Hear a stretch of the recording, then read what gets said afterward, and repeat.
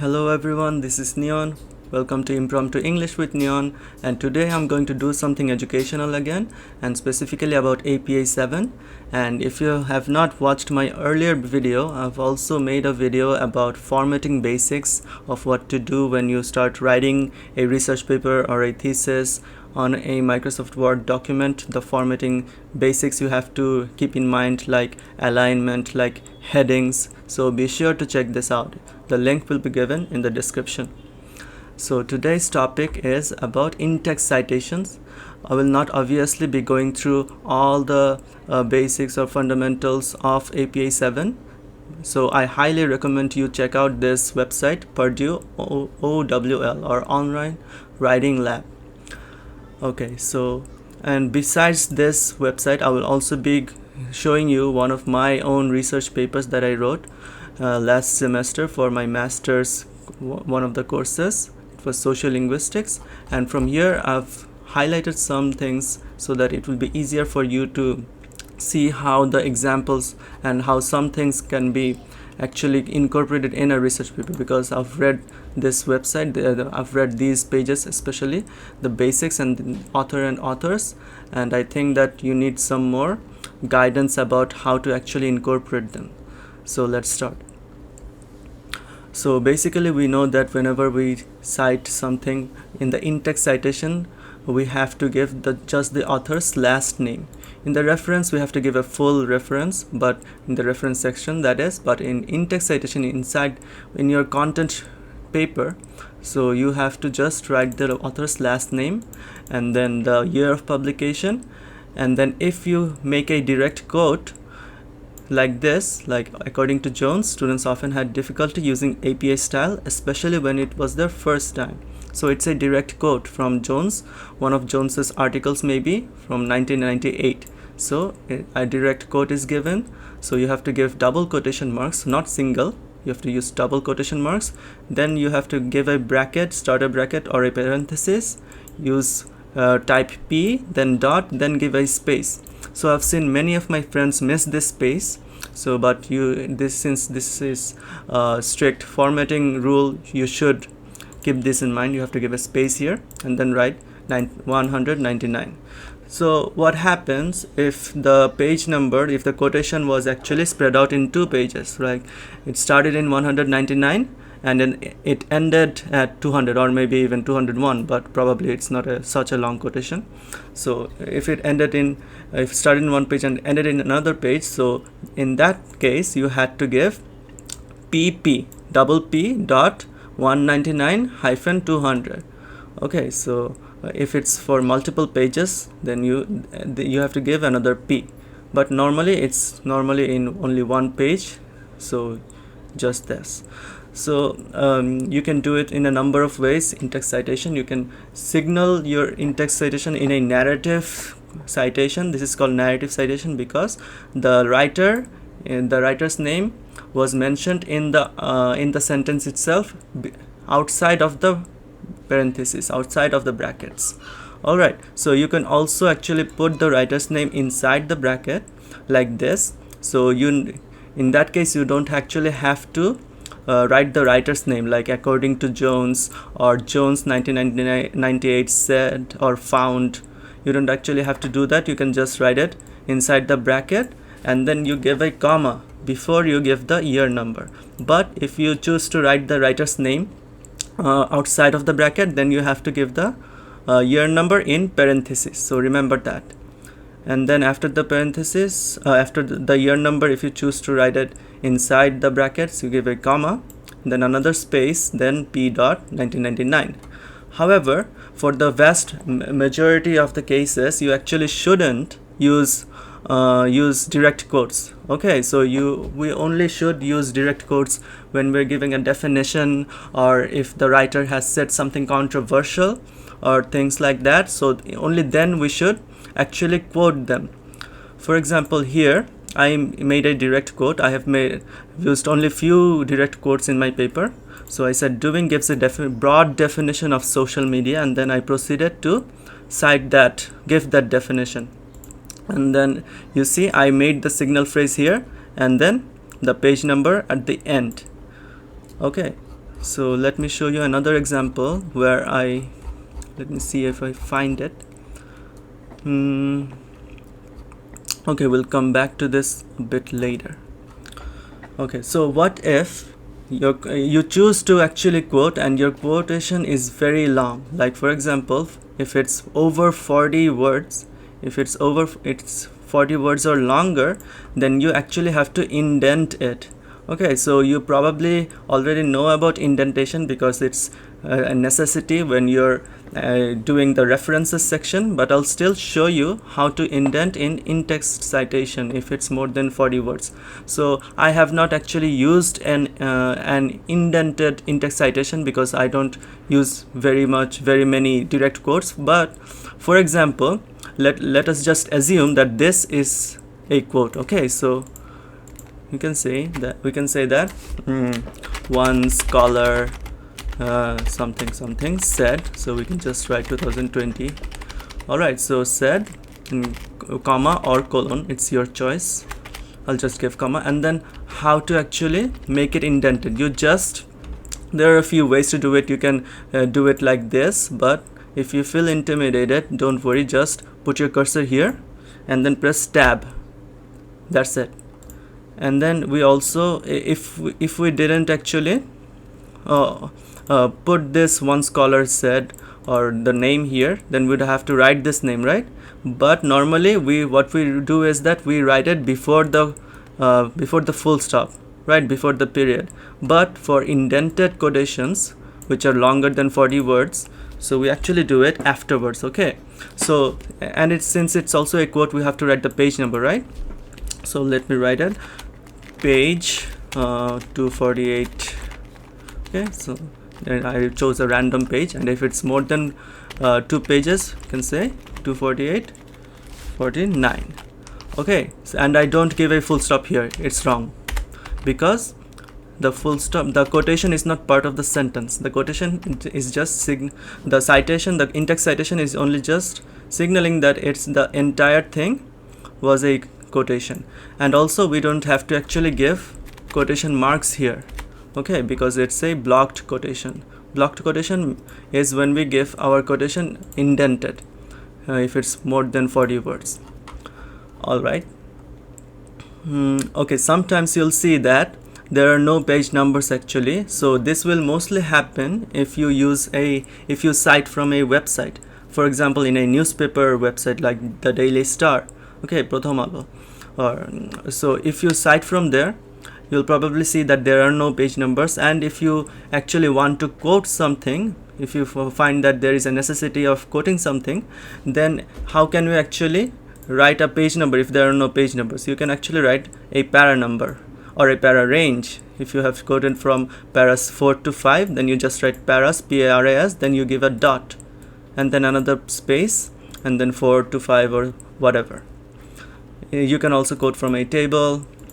Alright, so let's move on to the next page, which is sometimes you see that some papers are written by more than one author. Okay, so it's very common actually. You'll probably also have seen papers with 4, 5 or even more authors. So what do you do actually then? It's very similar to how we actually cite a single author. If we want to write it as a signal phrase, as a narrative citation, we just write research by Wegener and Petty, and then we give the year of publication in brackets. Just like if it was just written by Wegener, we would write research by Wegener bracket 1994 supports ... We just write and Petty, and we use the words A and D. Alright, if we write it in the signal phrase. But if we write it in the parenthesis at the end of the sentence, then we actually don't write A and D. Okay, so this is important. I've also seen most of my friends mess this part up. So Wegener, and then you give this sign. This is called ampersand. You'll find it in your keyboard. Yeah, you have to press shift plus 7, shift and 7. So this is the ampersand sign. Okay, so but if the work is by 3 or more authors, so this is a difference that has come in the 7th edition. APA 6 had a different rule, like if it was 3 authors, then we would actually have to write Wegener, comma, Petty, then comma, and another name. But in the 7th edition, if there are 3 authors or 5 authors, 6 authors, 10 authors, we just write Kernes or any author's last name et al. Et al means and others. This is a Latin term. Alright, so et, then you give a space, then al, and then you give a dot. So this is important. This dot is important. And then after the dot, you also have to give a comma, because you're writing the year of publication. And if it's written in the parenthesis, you do like this. And if it's written as a signal phrase, as a narrative citation, then you write it like this: Kernes et al. Bracket 1993 suggest. So you'll also probably notice that it's not suggests, even though it's Kernes. So Kernes is a third person singular noun, right? But it's suggest because the word is et al. And others. So Kernes and many other people. So the signal phrase also changes to a plural subject. So remember this. Okay, so this is interesting. Normally this article has 5 authors, this article also has 5 authors, but the names are very similar. So probably the Jones here and the Smith and Smith here are the same. But in this article, Jones, Smith, Liu, Huang and Kim work together, and this article, Jones, Smith, Ruiz, Wang and Stanton work together, and they also work together in the same year. So if you just write Jones et al. 2020 said this, and then in another citation you also say Jones et al. 2020 said this, so there will be ambiguity here, right? So in order to avoid this ambiguity, we actually have to write more. You have to signal more authors, like Jones, Smith, Liu et al. Jones, Smith, Ruiz et al. So why do we stop at Liu and why do we stop at Ruiz? So think about it. It's because Jones and Smith, up to this it's completely similar, the same. But here Liu and Ruiz, this is different, and these are also different. But we don't actually have to write this.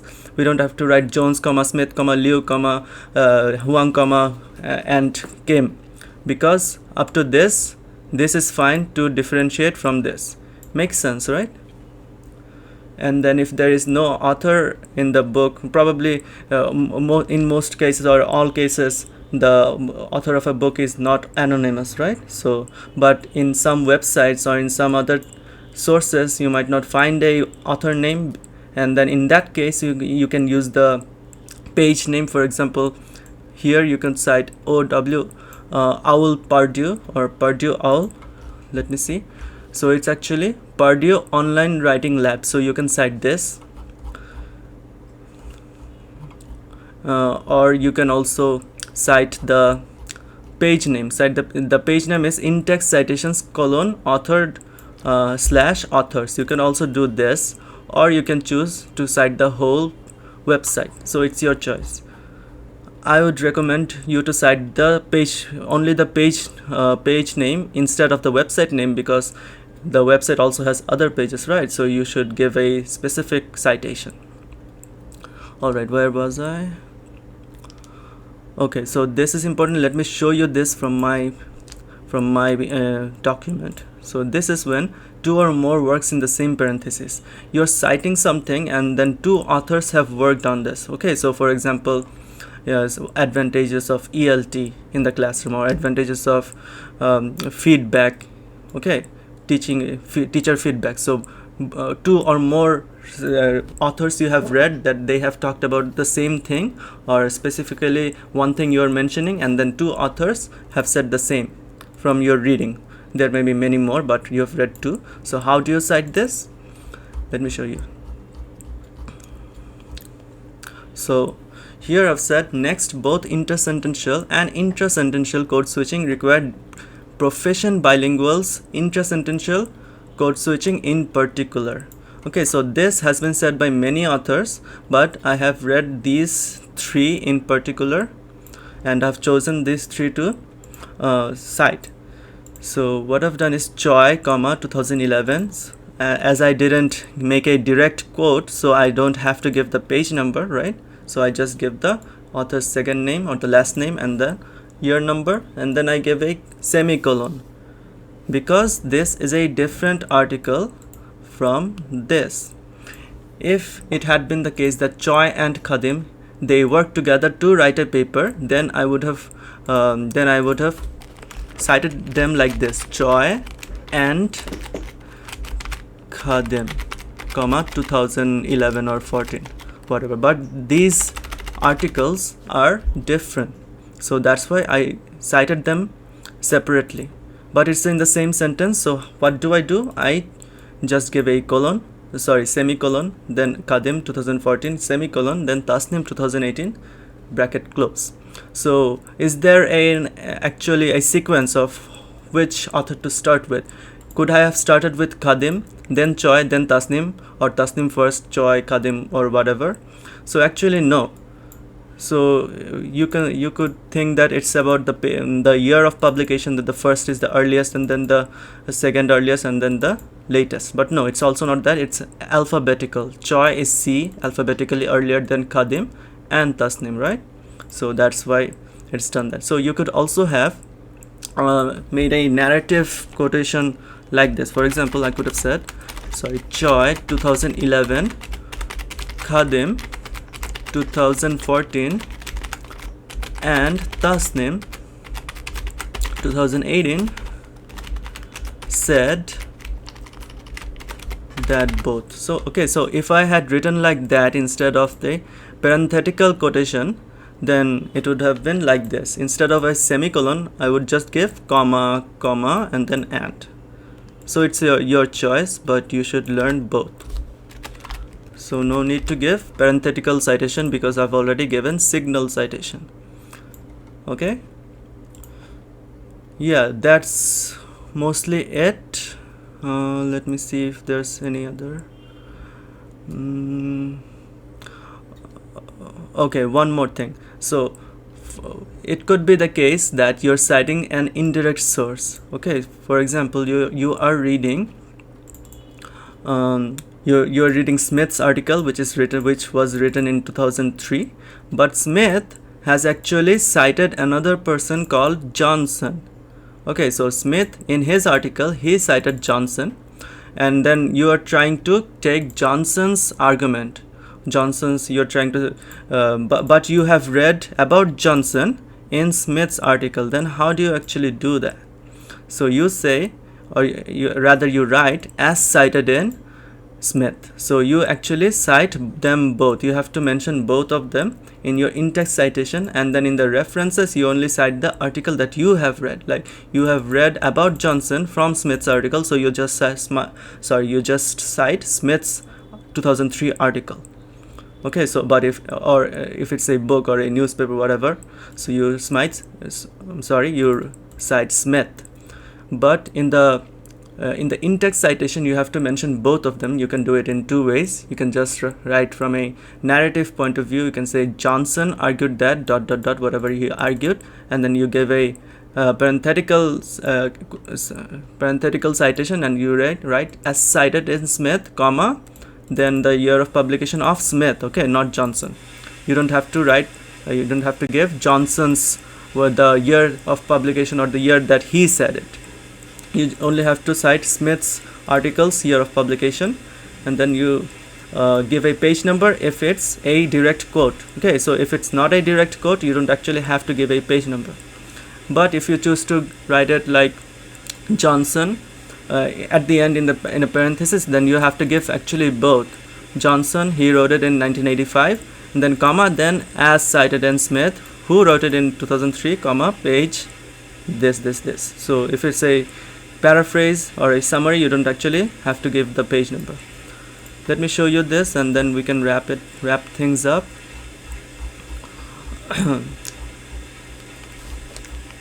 Okay, let me search for it. Yeah, right.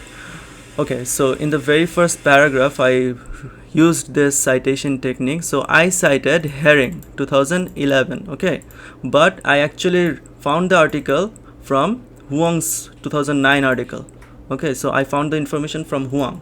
So how did I do it? I wrote, after all, computer mediated communication, CMC, tends to blur the boundary between written and spoken communication, and then I put bracket Herring 2001 as cited in Huang 2019.